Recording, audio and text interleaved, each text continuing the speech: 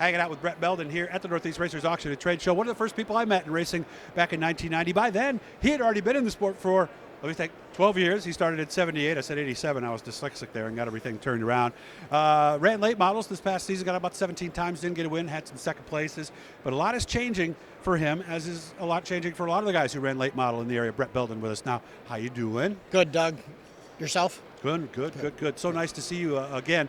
Man, a lot's changed. Fulton did make the announcement. Late models will not be back. So what does that mean for you after how many years in late models? Late models, I believe we got 6 years in. 6 years, okay. John White kept them around for 6 years. You know, we had a good run up there, and now that they decided, because of the dwindling car counts, that it wasn't feasible to have them there anymore. Mm-hmm. So we put the car up for sale. And okay.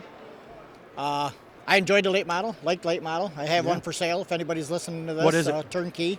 It's a 18 Black Diamond, Ender's motor in it, Fox shocks, double adjustable shocks on it. So it's a good piece. Yeah, it's a real good piece, good piece. Anybody wants to know anything about it, they can get a hold of Chubb Frank, and he can steer them in the Chubb's place down in Pennsylvania now. No, we have it in our shop, but Chubb it was his car. Helps you sell. His car. Oh. Yeah, what a happy-go-lucky guy, right? Yeah. One of the nicest. If you've never met Chubb Frank before, one of the nicest people. Excellent guy. Good to talk to. Yeah, you wouldn't believe he's a big-time racer because he's just so nice. Oh, yeah. You know, he's just real like nice us. shop down there, and he does a lot of work with Bear late model Ridge, cars. Pennsylvania, or something like that. Bear right? Lake. Bear Lake. I knew it was Bear something. See, I'm close, but not getting full points on any of the stuff here today with Bret. When you get to be my age, you'll get that way too. So you understand, though, right?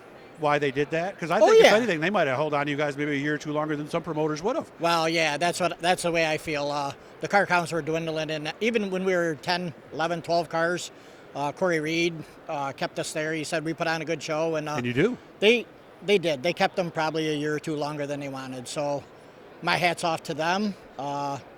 They let us know ahead of time, we're not ahead of time. Didn't pull it right on at you the end in of the January year, or something. Yeah. Right at the end of the year, Corey got a hold of everybody and let them know that we weren't coming back and they were going to try to get this hobby stock class going. So we moved on to talking with Travis Welch.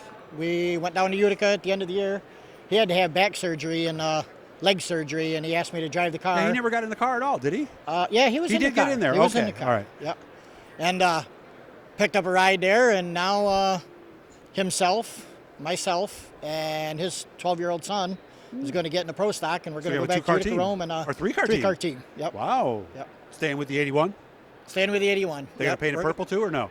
The cage is at powder coat right now, and it will come back that color. I mean, are they going to look like team cars?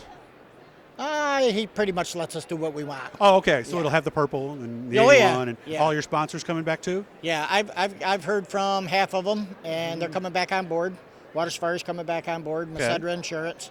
I'm 99% sure that Brodell Energy will come back. They sponsor the sportsman class at Utica, and they'll be glad to have us back at Utica. So I don't think it'd be too hard getting them back. Utica too. You've been there more than a few times. Well, it's home to me, Doug. Yeah. So everybody has that one track, don't they, Bret? I'm kind of tickled, yeah. And when I got in Travis's car, I hadn't been on the track in probably 2 years, and it was that long. It was just like coming back home, And of course, I hear it's a little different. Bitey, racy. Yeah, and the bank is different, or no? They did a little bit with the banking. Added or less? There's a cushion there now. Yeah, it's almost like back in Eric Kingsley days almost, right? Yeah, Jamie Fries and Stuart's father is doing a really good job. They had the Utica Rome banquet last night, and he got a lot of praise from a lot of drivers. Matt Shepard, blah, blah, blah. I heard a lot of people were surprised at the checks they got at the end of the night, too. No, pleasantly they did a really good job.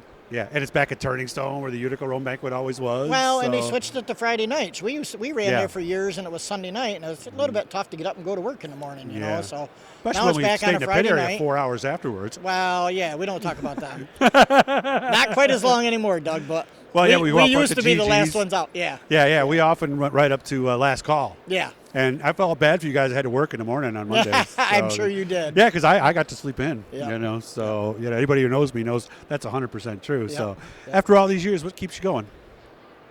I don't know. My son-in-law and daughter are really into it. So, as long as they're behind me and the fire is still burning, we keep plugging away, Yeah, and you go out and travel as a family. I am one of the veterans. Yeah. And probably Travis is going to own the car to the 44 years. Oldest guy out there and maybe the youngest now. Oh, that'd be nice. Yeah. So, all right, we're getting together this offseason, right? No Yes, doubt we are. about it. And you're Yes, we bringing are. the old Milwaukee Light, right?